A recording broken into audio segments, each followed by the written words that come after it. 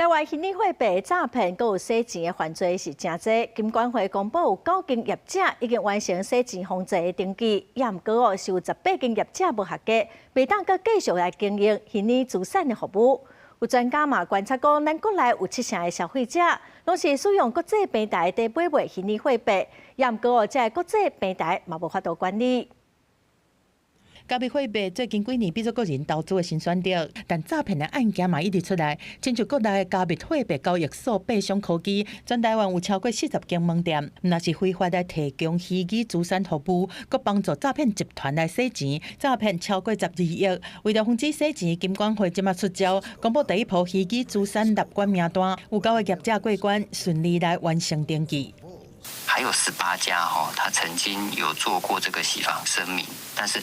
他现在已经没有办法完成这个登记制的一个审查。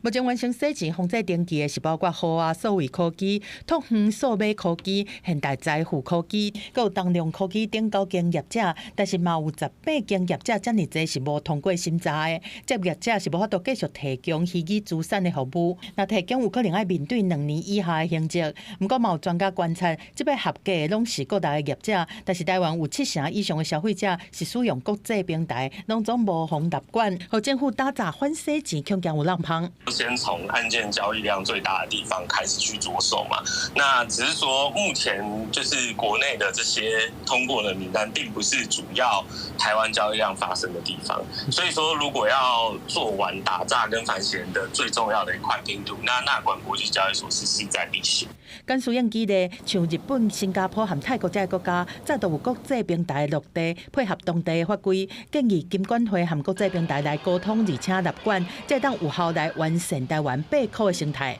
记者综合报道。